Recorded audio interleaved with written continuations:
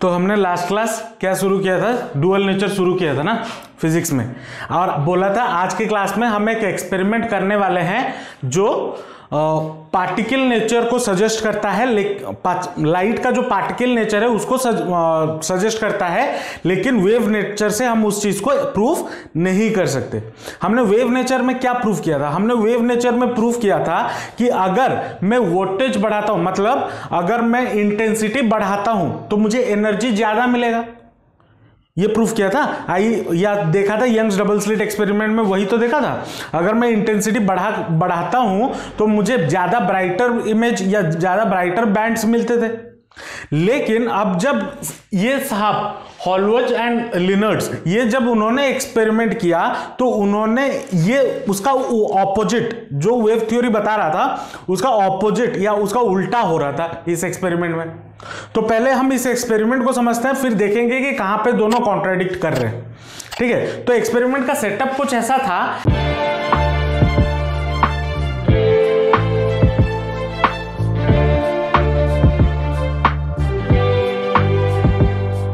कि एक glass tube उन्होंने लिया, और लास्ट क्लास मैंने आपको बताया था फोटो इलेक्ट्रॉन्स क्या होता है या फोटोन्स के बारे में बात नहीं किया था, फोटो इलेक्ट्रॉन के बारे में बात किया था। मतलब अगर मैं किसी प्लेट पे लाइट डालता हूं तो उसके वजह से जो इलेक्ट्रॉन्स निकलते हैं या जो चार्जेस निकलते हैं हम उसे फोटो इलेक्ट्रॉन्स बोलते हैं।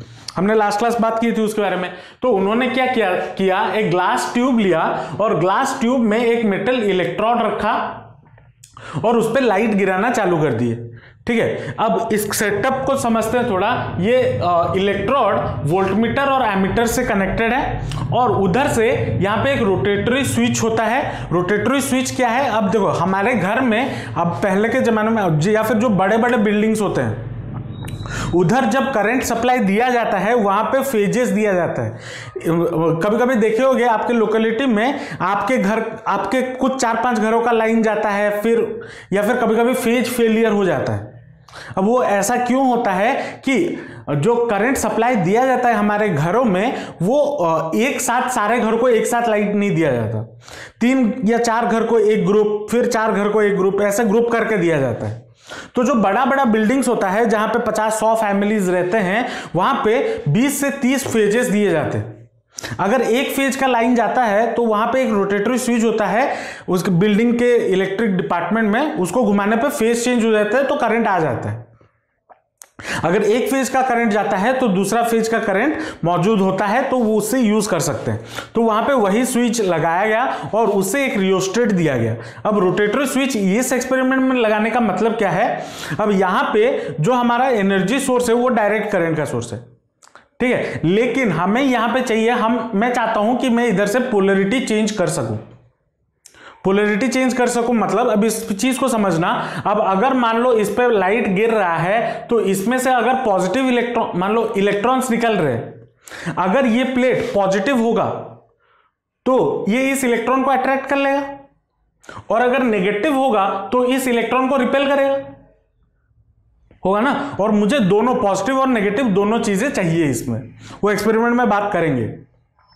तो ये सेटअप बनाया गया और उसमें सबसे की पॉइंट हमें क्या याद रखना है कि अगर मैं कलर चेंज कर रहा हूं, क्या चेंज कर रहा हूं? कलर चेंज कर रहा हूं। कलर चेंज मतलब लाइट का कलर चेंज कर रहा हूं। तो लाइट का अगर कलर चेंज करता हूं उसके साथ साथ उसका फ्रीक्वेंसी भी चेंज होगा।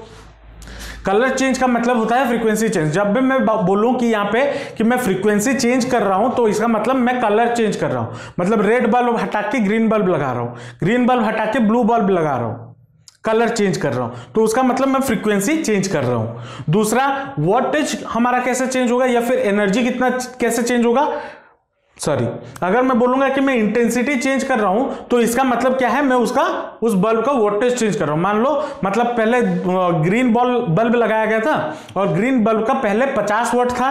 मैंने बोला कि मुझे इंटेंसिटी चेंज करना है तो मैं 50 वाट की जगह 100 वाट लगाया, 200 वाट लगाया, 2000 वाट लगाया। अब मैं जैसे जैसे मतलब यहां पे मैं क्या चेंज कर रहा हूं? इंटेंसिटी चेंज कर रहा हूं by changing the voltage of the bulb. ठीक है, और हमें ये वेव थ्योरी से पता है कि इंटेंसिटी क्या होता है? एम्पलीट्यूड का स्क्वायर के फॉर्म में होता है। अब इस एक्सपेरिमेंट में उन्होंने क्या किया कि उन्होंने पहले इस पे लाइट डालना शुरू किया, ठीक है, लाइट डालना शुरू किया तो इधर से इलेक्ट्रॉन निकलेगा, फोटो इलेक्ट्रॉन्स निकले जब अब इसके पास आ रहे होंगे, अगर ये जीरो होगा मतलब कोई पोटेंशियल इसमें नहीं होगा तो इलेक्ट्रॉन्स इसके पास आते हुए जाएंगे। अब अगर मान लो मैं पहले क्या करता हूं, इसको पॉजिटिव कर देता हूं, तो जिस स्पीड से ये इलेक्ट्रॉन आ रहे होंगे उसे और कहीं ज्यादा स्पीड से आएंगे, क्योंकि इलेक्ट्रॉन नेगेटिवली चार्ज होता है और वो अट्रैक्ट करेगा। तो उन्होंने जब क्या किया, अलग अलग इंटेंसिटी के, पहला केस में उन्होंने क्या किया, अलग अलग इंटेंसिटी के लाइट उस पर डालने लगे। अलग अलग इंटेंसिटी के मतलब अलग अलग अलग अलग इंटेंसिटी के लाइट डालने लगे, मतलब एक ही कलर का बल्ब लगा रहे थे लेकिन उसमें उसका पावर या वोल्टेज बढ़ा रहे थे। पहले मान लो लगाया 50 वाट का ग्रीन बल्ब, फिर लगाया 100 वाट का ग्रीन बल्ब, फिर लगाया 200 वाट का ग्रीन बल्ब, तो उसका वोल्टेज चेंज कर रहे थे, मतलब इंटेंसिटी चेंज कर रहे थे। तो जब इस पे अलग अलग इंटेंसिटी मतलब सेम फ्रीक्वेंसी के लाइट का अलग अलग इंटेंसिटी इस प्लेट पे डाला गया तो क्या उन्होंने देखा कि एक करंट फॉर्म हो रहा है, मतलब जब इंटेंसिटी वो चेंज कर रहे हैं तो करंट भी बढ़ रहा है। ये आपका जो एक्सिस है ये करंट का एक्सिस है और ये जो एक्सिस है ये वोल्टेज का एक्सिस है। मतलब जैसे जैसे वो करंट, अब देखो इसके अंदर करंट आ रहा है या नहीं आ रहा है वो तो हमें दिखेगा नहीं ना, क्योंकि इलेक्ट्रॉन्स तो बहुत छोटे होते हैं, हमें नेकेड आई से थोड़ी दिखेगा। तो उसके लिए उन्होंने एमीटर लगाया हुआ था जिससे करंट का पता चल पाए और पोटेंशियल डिफरेंस वोल्टमीटर से पता चल पाए, ठीक है। तो उन्होंने जब अलग अलग, मान लो पहले वो 50 वाट दिए, जब 50 वाट दिए तब मान लो इतना करंट फॉर्म हुआ, फिर जब और वोल्टेज बढ़ाए मतलब इंटेंसिटी बढ़ाए तो करंट इतना फॉर्म हुआ, फिर और करंट बढ़ाए तो इतना फॉर्म हुआ। तो उन्होंने ये देखा, उसके बाद उन्होंने क्या किया, इस पॉजिटिव प्लेट को उन्होंने नेगेटिव में कन्वर्ट कर दिया। नेगेटिव में कन्वर्ट कर दिया मतलब इधर रोटेटरी स्विच घुमा के पहले पॉजिटिव था उसको नेगेटिव कर दिया। जब नेगेटिव किया और फिर लाइट डालने लगे, अब देखो अगर ये नेगेटिव प्लेट है और इधर से इलेक्ट्रॉन आ रहा है तो दोनों के बीच में क्या होगा, रिपल्शन होगा। अब रिपल्सन होते होते मैं अगर जो नेगेटिव प्लेट है इस तरफ उसका वैल्यू अगर बढ़ाते चलूं, मतलब नेगेटिव वोल्टेज बढ़ाते चलूं, तो क्या होगा, एक पॉइंट ऐसा आएगा कि इसमें से इलेक्ट्रॉन नहीं निकलेगा। होगा या नहीं होगा, बात को समझने की कोशिश करना। क्या कि अगर इस नेगेटिव को मान लो पहले -2 था, फिर -4 किया, फिर -5 किया, फिर -10 किया, तो क्या होगा, मान लो पहले जब -2 था इलेक्ट्रॉन यहां से आके यहां तक पहुंच रहा था, उसके बाद वो जा नहीं पा रहा था क्योंकि ये उसे रिपेल कर रहा था। अब जब मैं इसको बढ़ा दिया तो इलेक्ट्रॉन यहां के जगह बदले यहां पे आ गया, और जैसे जैसे एक पॉइंट ऐसा आया जहां पे मैं इस प्लेट का नेगेटिव वैल्यू इतना कर दिया कि इस प्लेट से और इलेक्ट्रॉन निकल ही नहीं पा रहा, ठीक है। तो जब उन्होंने तीनों केसेस के लिए, तीनों इंटेंसिटी के लिए वही सेम चीज किया, मतलब नेगेटिव इसको दे दिया और तीनों अलग अलग इंटेंसिटी के लाइट डाल रहे थे, तब उन्होंने देखा वो सिर्फ एक ही पॉइंट ऐसा मिल रहा था या एक ही वोल्टेज ऐसा मिल रहा था जहां पे तीनों इंटेंसिटी के लाइट के इलेक्ट्रॉन्स रुक जा रहे थे। मतलब इंटेंसिटी यहां पे ज्यादा है, मतलब इसका इंटेंसिटी मैंने इंटेंसिटी ज्यादा करते हुए गया है, लेकिन अगर एक पॉइंट मान लो उन्होंने पहुंच गया 10 वोल्ट पे, -10 वोल्ट, तो -10 वोल्ट पे उन्होंने देखा कि अगर वो 50 वोल्ट का इंटेंसिटी डाल रहे हैं तब भी इलेक्ट्रॉन नहीं आ रहा, अगर 100 वोल्ट का एनर्जी डाल रहे हैं तब भी इलेक्ट्रॉन नहीं निकल रहा, अगर 1000 वोल्ट का भी डाल रहे हैं तब भी वहां से इलेक्ट्रॉन नहीं निकल रहा, ठीक है। तो उन्होंने इससे कंक्लूजन क्या दिया कि जैसे जैसे मैं इंटेंसिटी बढ़ा रहा हूं करंट बढ़ रहा है, करंट तो बढ़ रहा है, ठीक है, करंट बढ़ रहा है।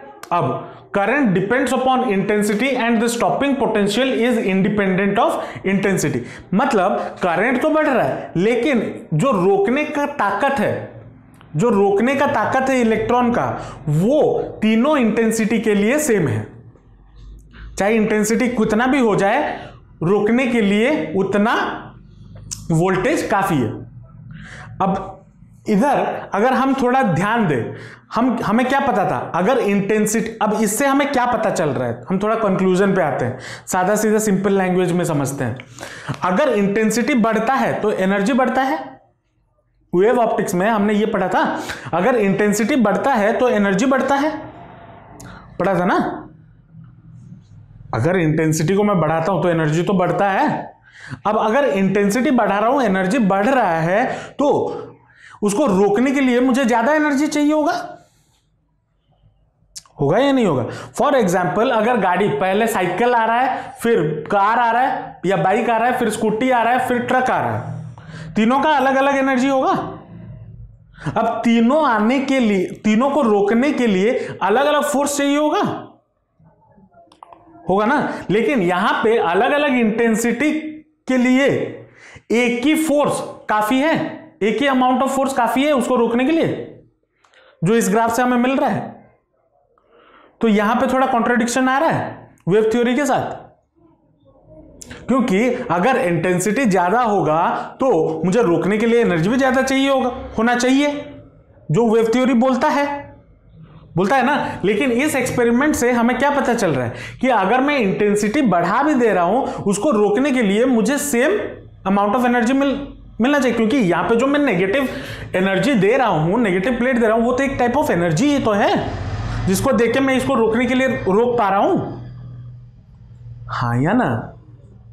तो उन्होंने ये चीज पहले केस में ऑब्जर्व किया। तो यहां पे जो स्टॉपिंग पोटेंशियल के बारे में बात कर रहा हूं, स्टॉपिंग पोटेंशियल है क्या, it is the negative value of that potential when given to the positive plate to just stop the current. मतलब इसमें करंट का मतलब क्या होता है, जो इलेक्ट्रॉन फ्लो कर रहा है, इलेक्ट्रॉन जब मूव करता है उसको हम करंट बोलते हैं। अब मैंने उस पे इतना नेगेटिव इलेक्ट्रॉन या इतना नेगेटिव एनर्जी दे दिया कि वो इधर से जो इलेक्ट्रॉन निकल रहा होगा उसको रोक देगा, और वो हमें पता कैसे चलेगा, इस एमीटर से। एमीटर का रीडिंग 0 हो जाएगा, क्योंकि उसमें इलेक्ट्रॉन निकल ही नहीं रहे। समझ रहे हो या नहीं आ रहा है, चीजों को समझो। देखो इसमें से देखो, ये एक्सपेरिमेंट तो डायरेक्ट पूछेगा नहीं, लेकिन इसके जो कंक्लूजन्स हैं वो पूछेगा आपको। तो एक्सपेरिमेंट को समझने की कोशिश करो। अगर कहीं पे भी डाउट हो रहा है, कहीं पे भी समझ नहीं आ रहा है, तो पूछो, मैं समझा दूंगा और एक बार, लेकिन दिमाग में रखने की कोशिश। और ऐसा नहीं यहां से कहानी सुन के जाने के बाद वो दिमाग में रह जाएगा, घर जाने के बाद बुक एक बार पढ़ लेना जो एक्सपेरिमेंट में लिखा हुआ है, क्योंकि मैं तो यहां पे जो चीजें लिखी हुई है, मैं बस उसका जो मेन, क्या बोलते हैं, मेन बैकबोन है, वो लिख दिया हूं। उसका लैंग्वेज समझने के लिए आपको बुक से पढ़ना होगा। आप ये नोट पढ़ के नहीं समझ पाओगे क्या हो रहा है, तो बुक पढ़ना होगा, ठीक है। उसके बाद उन्होंने क्या किया, केस 2, जब उन्होंने क्या किया, अब वहां पे जो लाइट डाल रहे थे ना, इंटेंसिटी सेम रखा, लेकिन फ्रीक्वेंसी बदल दी।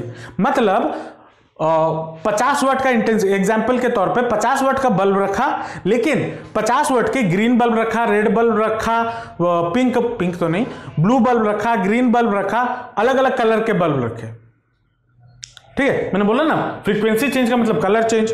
तो कलर चेंज का उन्होंने कलर चेंज कर दिया, लेकिन सबका जो कलर, अलग अलग कलर ले रहे थे, उनका इंटेंसिटी उन्होंने सेम कर दिया। और जब उन्होंने उसका ग्राफ प्लॉट किया तो क्या देखा कि तीनों का सेम इंटेंसिटी है। तो इसका मतलब क्या होना चाहिए कि अगर तीनों का सेम इंटेंसिटी है, उसको रोकने के लिए सेम ताकत चाहिए। अब मान लो सामने 3 अलग अलग चीजें हैं, 3 अलग अलग, या फिर बोल सकते हो 3 बाइक आ रहे हैं, तीनों से का स्पीड सेम है, आपके ओर आ रहे हैं, तो तीनों को रोकने के लिए मुझे सेम एनर्जी लगाना चाहिए, मतलब कॉन्सेप्चुअली। लेकिन जब उन्होंने लाइट के केस में वो चीज देखा, तो उन्होंने देखा कि जब 3 अलग अलग फ्रीक्वेंसी के लाइट डाले जा रहे हैं, उनको रोकने के लिए मुझे अलग अलग वोल्टेज मिल रहा है। मतलब जब रेड, मान लो पहले रेड डाले, तो रेड डालने पे उनको पोटेंशियल, स्टॉपिंग पोटेंशियल इतना मिला। उसके बाद ग्रीन डाले तो उसको रोकने के लिए इतना मिला। उसके बाद ब्लू डाले तो उसको रोकने के लिए इतना मिला, ठीक है। तो इससे उनको क्या मिला कि जो सैचुरेट, और यहां पे जो करंट है वो सबके लिए अलग अलग हो रहा है, लेकिन ग्रेजुअली एक पॉइंट पे जाके मिल जा रहा है। ठीक है, एक पॉइंट पे जाके करंट का वैल्यू सेम हो जा रहा है, और उस पॉइंट को हम बोलते हैं सैचुरेशन पोटेंशियल या सैचुरेशन पॉइंट। Saturation point. लेकिन तीनों को रोकने के लिए अलग अलग पोटेंशियल या अलग अलग स्टॉपिंग पोटेंशियल चाहिए हो रहा है। मतलब अब यहां पे एक कॉन्ट्रडिक्शन ये देखो कि अगर आपका इंटेंसिटी सेम है तो उसको रोकने के लिए सेम ताकत जरूरी है, चाहिए ना।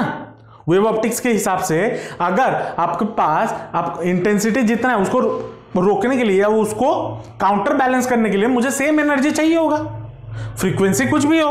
वेव ऑप्टिक्स में हमने तो वही पढ़ा था, लेकिन यहां पे इस एक्सपेरिमेंट से पता चल रहा है फ्रीक्वेंसी पे भी डिपेंड कर रहा है कि आपको उसको रोकने के लिए कितना ताकत होगा। अब इसको अगर सिंपल एग्जांपल से समझे, मान लो एक प्लेट ये है, ठीक है, ये एक प्लेट है, फिर मान लो ये एक प्लेट है, ठीक है। अगर मैं इस पे ग्रीन कलर का लाइट डालता हूं, ठीक है, ग्रीन कलर का लाइट डालता हूं तो मान लो पहले 50 वाट या 50 वाट का बल्ब लाया ग्रीन कलर का और इस पे लाइट डाला तो देखा कि इसमें से इलेक्ट्रॉन नहीं निकला। फिर 100 वाट का लाया डाला, फिर भी नहीं निकला। 1000 वाट का डाला तब भी नहीं निकल रहा है। मतलब इसमें मैं जितना ज्यादा भी इंटेंसिटी कर दूं, वोल्टेज बढ़ाने का मतलब इंटेंसिटी बढ़ाना, इंटेंसिटी जितना ज्यादा बढ़ा दूं तब भी इस प्लेट में से हमारा इलेक्ट्रॉन नहीं निकल रहा। लेकिन अगर मैं उसका फ्रीक्वेंसी चेंज कर देता हूं, मान लो रेड ले आता हूं, ग्रीन से रेड ले आता हूं, रेड का मैं 10 वाट का बल्ब लगा के उसमें से अगर लाइट डालूं तब इसमें से आराम से इलेक्ट्रॉन निकल जा रहे हैं। समझ रहे हो या नहीं समझ रहे हो? मतलब इससे ये क्या पता चला कि जो फ्रीक्वेंसी चेंज करने पे, चाहे आप जितना ज्यादा इंटेंसिटी चेंज कर लो, जितना ज्यादा एनर्जी दे दो, अगर उतना फ्रीक्वेंसी या थ्रेशोल्ड फ्रीक्वेंसी उसे ना मिले तब तक उसमें से इलेक्ट्रॉन नहीं निकलेगा, और उसको हम बोलते हैं थ्रेशोल्ड फ्रीक्वेंसी। अभी इसके बारे में बात करेंगे, ठीक है। तो उसके कंक्लूजन में क्या मिला? Saturation current is same and stopping potential changes with frequency. जितना ज्यादा फ्रीक्वेंसी उतना ज्यादा stopping potential. Stopping potential gives the measure of the kinetic energy with photo electrons. अब स्टॉपिंग पोटेंशियल हमें क्या देता है? यहां पे जो स्टॉपिंग पोटेंशियल की हमने बात की, स्टॉपिंग पोटेंशियल से हमें क्या मिलेगा? इलेक्ट्रॉन जो यहां से आ रहा है उसका काइनेटिक एनर्जी के बारे में हमें पता चलेगा, ठीक है। Kinetic energy with photo electron, और के कितना एनर्जी होगा? हाफ mv² का फॉर्मूला होता है which is equal to E into V naught. E हमारा क्या होता है? चार्ज ऑफ ईच इलेक्ट्रॉन, और वी नॉट हमारा क्या होता है? स्टॉपिंग पोटेंशियल, ठीक है। तो अभी जो हमने बात किया थ्रेशोल्ड फ्रीक्वेंसी के बारे में, उसके बारे में बात करें, पहले इसको लिख लो। इससे हमें क्या पता चल रहा था? हमारा कंक्लूजन क्या था, या उनका ये एक्सपेरिमेंट करने का मोटिव क्या था, वो भी तो जानना जरूरी है। अब देखो, वो बोल रहे थे, अब इससे हमें क्या पता चल रहा है? ये पता चल रहा है अगर मैं इंटेंसिटी बढ़ा रहा हूं, तो इंटेंसिटी अगर बढ़ा रहा हूं, उसको रोकने के लिए मुझे जितना एनर्जी चाहिए, चाहे आप इंटेंसिटी कुछ भी ले लो, मुझे सेम चाहिए। और अगर मैं फ्रीक्वेंसी चेंज कर रहा हूं, इंटेंसिटी में सेम ले रहा हूं, उसको रोकने के लिए मुझे अलग अलग एनर्जी चाहिए। जबकि वेव ऑप्टिक्स में या वेव थ्योरी में क्या होता था? मुझे जितना एनर्जी मिलता था, जितना ज्यादा एनर्जी होता था, उतना ज्यादा मुझे क्या वो ब्राइटर बैंड मिलता था। इंटेंसिटी जितना ज्यादा उतना ब्राइटर बैंड। लेकिन यहां पे क्या हो रहा है? अगर जितना ज्यादा इंटेंसिटी उतना ज्यादा एनर्जी नहीं हो रहा, वही हो रहा है ना, ज्यादा एनर्जी हो रहा है, इंटेंसिटी बढ़ा रहा हूं तो एनर्जी तो उतना ही है, सेम इंटेंसिटी सेम है। तो यहां पे एक बहुत बड़ा कॉन्ट्रडिक्शन आ गया, और उनके बीच में यह झगड़ा हो गया कि ये एक्सपेरिमेंट हमारा सही है, और YDAC बोल रहे थे, या यंग साहब बोल रहे थे मेरा एक्सपेरिमेंट सही है। अब दोनों का बात हो तो सही है, क्योंकि दोनों एक्सपेरिमेंट करके दिखा रहे हैं, और जो आंखों से हो रहा है। अब मान लो तुम बोल दो कि अनुष्का बोल दे मैं प्रधानमंत्री हूं, अब वो तो गलत होगा, बोलने में तो क्या है, कुछ नहीं। लेकिन अगर वो एक बार बन के दिखा दी तब तो हम उस बात को ठुकरा नहीं सकते ना। तो वो तो एक्सपेरिमेंट में यहां पे जीता जागता हो रहा है, तो इसको कैसे ठुकराएं? तो इसी से हमारा और एक नया कॉन्सेप्ट का जन्म हुआ जो कि है फोटॉन्स, जिसके बारे में हम नेक्स्ट क्लास में पढ़ेंगे। ठीक है, फोटोन का पैदा हुआ और यहां से आपका जो वेव थियरी है वो थोड़ा ठंडा पड़ने लगा। ठंडा पड़ने लगा मतलब अब इस एक्सपेरिमेंट के बाद या इस चैप्टर के बाद आपको एक क्लैरिटी मिल जाएगा कि जब आप लाइट का या फिर कोई भी मैटर का अगर आप पार्टिकल नेचर पढ़ रहे हो तो उसका वेव नेचर को नजरअंदाज कर दो, और अगर वेव नेचर पढ़ रहे हो तो उसका पार्टिकल नेचर को नजरअंदाज कर दो। तो इस एक्सपेरिमेंट का मतलब वही था, और इस एक्सपेरिमेंट से हमें वही चीज मिल रहा है। ठीक है, चलो ये लिख लिया सारा। तो अभी हम जो फ्रीक्वेंसी के बारे में बात कर रहे थे, जो मैंने अभी एग्जांपल दिया कि अगर एक प्लेट में रखता हूं और एक प्लेट पे मैं चाहे कितने भी ज्यादा इंटेंसिटी का लाइट डाल दूं, ठीक है, मान लो ग्रीन लाइट डाल रहा हूं और कितने भी इंटेंसिटी का लाइट डाल दूं, वो उस प्लेट से इलेक्ट्रॉन नहीं निकाल सकता। लेकिन अगर मैं उसे थोड़ा हायर फ्रीक्वेंसी का डाल दूं, जैसे रेड का अगर डाल दूं, तो रेड के थोड़ा वोल्टेज का भी अगर मैं उसमें लाइट डाल देता हूं तो इलेक्ट्रॉन निकलना शुरू हो जाएगा। उसी चीज को बोलते हैं हमारा थ्रेशोल्ड फ्रीक्वेंसी। थ्रेशोल्ड फ्रीक्वेंसी क्या है? It is the minimum frequency for a metal is that minimum frequency of light which is capable to eject electron from the metal। मतलब अगर कोई एक मेटल है, अगर उसमें से कोई इलेक्ट्रॉन हमें निकालना है तो एक मिनिमम अमाउंट ऑफ फ्रीक्वेंसी का लाइट मुझे यूज करना होगा जिससे उस मेटल में से इलेक्ट्रॉन निकल के बाहर चला जाए, और उस मिनिमम फ्रीक्वेंसी ऑफ लाइट को हम बोलते हैं थ्रेशोल्ड फ्रीक्वेंसी, और उसको डिनोट किया जाता है म्यू नॉट से। किससे? म्यू नॉट से। और हमने प्लैंक्स लॉ कांस्टेंट या प्लैंक्स इक्वेशन एक पढ़ा था बचपन में। प्लैंक्स कांस्टेंट एच होता है, तो प्लैंक्स इक्वेशन के हिसाब से अगर वो वाला डाला जाए तो एनर्जी का फॉर्मूला आपको मिल जाएगा एच इंटू न्यू नॉट। ठीक है, h into nu naught energy का फॉर्मूला होता है। प्लैंक्स इक्वेशन वही था, E equal to h nu, एक फॉर्मूला हुआ करता था प्लैंक्स इक्वेशन, याद है? पढ़े तो हो गए 11th में। तो energy is equal to h nu. और लास्ट क्लास हमने बात किया था वर्क फंक्शन के बारे में, याद है? वर्क फंक्शन क्या होता था? Minimum amount of work that is done to make a electron move from its boundary of the metal. Work function, तो वर्क फंक्शन का मतलब क्या होता है? उतना मिनिमम एनर्जी चाहिए जिससे वो इलेक्ट्रॉन अपने मेटल के बाउंड्री को छोड़ के बाहर निकल जाए, और कितना एनर्जी चाहिए हो रहा है? एच न्यू नॉट चाहिए हो रहा है। तो वही चीज है mu naught phi naught is equal to h nu naught. ये जो फाई नॉट है ये क्या है? Work function. वर्क फंक्शन आपका कितना हो गया? एच न्यू नॉट के बराबर, और न्यू नॉट आपका क्या है? Threshold frequency. ठीक है, तो energy is given by light which is equal to h nu. तो मैक्सिमम या काइनेटिक एनर्जी हमारा कितना हो जाएगा? H nu minus h nu naught, जो लाइट का फ्रीक्वेंसी है, माइनस जो थ्रेशोल्ड फ्रीक्वेंसी है एनर्जी। थ्रेशोल्ड फ्रीक्वेंसी की वजह से जो एनर्जी मिल रहा है, तो मुझे kinetic energy, maximum kinetic energy कितना मिल जाएगा? H into new minus nu not. New क्या है? जिस फ्रीक्वेंसी का लाइट आपके पास है, और म्यू नॉट क्या है? जिस फ्रीक्वेंसी का लाइट आपको चाहिए जिससे इलेक्ट्रॉन निकल पाए, है ना? तो काइनेटिक एनर्जी का, मैक्सिमम काइनेटिक एनर्जी का फॉर्मूला भी ये आ गया। अब इससे क्वेश्चंस भी बहुत अच्छे अच्छे बनते हैं, करेंगे हम। ठीक है, न्यूमेरिकल्स भी आते हैं इसमें से, इक्का दुक्का आता है लेकिन आ सकता है, कोई भरोसा नहीं है। ठीक है, उसके बाद आते हैं जो आइंस्टाइन साहब, जिन्होंने इसके बारे में बात की थी, या जिनके वजह से इस फील्ड में हम और आगे बढ़ पाए, जो कि है फोटो इलेक्ट्रॉन्स के बारे में, या फिर बोल सकते हो फोटो एमिशन के बारे में।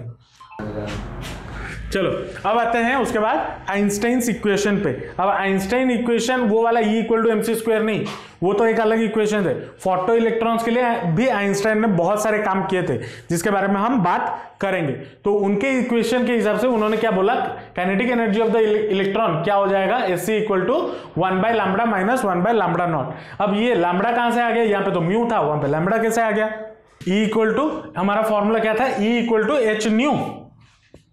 E इक्वल टू, अबे चल भाई, E equal to h nu, और न्यू के जगह पे हम क्या डाल सकते हैं, C upon lambda, h c by lambda, nu equal to क्या होता था, C अपॉन लैम्बडा, या फिर अगर ऐसे बोल लो लैम्बडा इक्वल टू क्या होता था, C अपॉन न्यू, ये तो पढ़े होगे speed of light by frequency, तो वही चीज आ गया यहां पे, न्यू के जगह पे, इस न्यू के जगह पे 1 बाय लैम्बडा और C, ठीक है, तो एच सी लैम्बडा, तो ई वी नॉट जो हमने निकाला हुआ था अभी इससे पहले लिखे हुए थे, E V naught equal to क्या होता है, h nu minus nu naught equal to h c 1 by lambda minus 1 by lambda naught, और यहां पे ये जो लैम्बडा नॉट है, लैम्बडा नॉट क्या है आपका, थ्रेशोल्ड वेवलेंथ, ठीक है, ये आपका आइंस्टाइन आपका इक्वेशन है।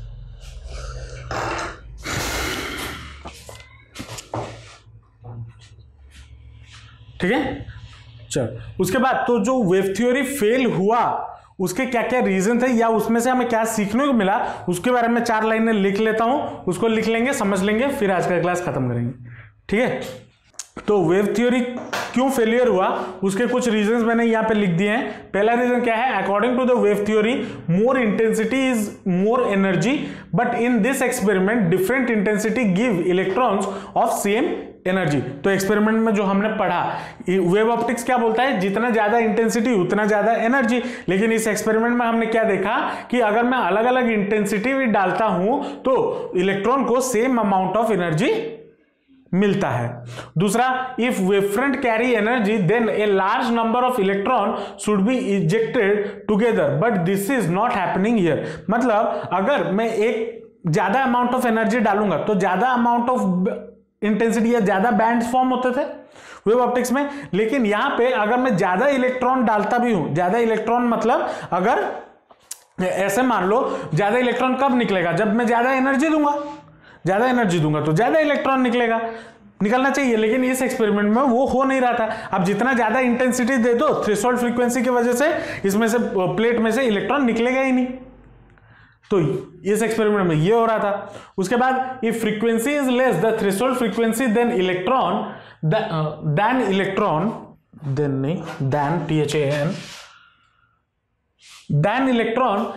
is not emitted whatever is the intensity of or amplitude। मतलब आप चाहे अगर थ्रेशोल्ड फ्रीक्वेंसी को मैच नहीं कर रहा होगा, चाहे आप कितना भी ज्यादा इंटेंसिटी दे दो तो उसमें से इलेक्ट्रॉन उस प्लेट में से निकलेगा नहीं। There is no time gap in light and ejection of the electron due to which wavefront there should be no time gap. लेकिन टाइम गैप का मतलब क्या है कि इलेक्ट्रॉन निकलने का कोई एक पर्टिकुलर टाइम नहीं होता, वहां पे क्या होता था, एक डार्क एक ब्राइट, एक डार्क एक ब्राइट होता था, लेकिन यहां पे इलेक्ट्रॉन कभी भी निकल सकता। तो इन चारों रीजन के वजह से वेव थ्योरी हमारा क्या हुआ, फेल हो गया, और इसी से पैदा हुआ हमारा फोटो इलेक्ट्रिक इफेक्ट का कॉन्सेप्ट इस एक्सपेरिमेंट से। ठीक है, जो हम नेक्स्ट क्लास में बात करेंगे फोटोन्स वगैरह की, फोटोन्स और फोटो इलेक्ट्रिक इफेक्ट के बारे में। ठीक है, चलो आज के लिए इतना ही रखते हैं, मिलते हैं नेक्स्ट क्लास, बाय बाय।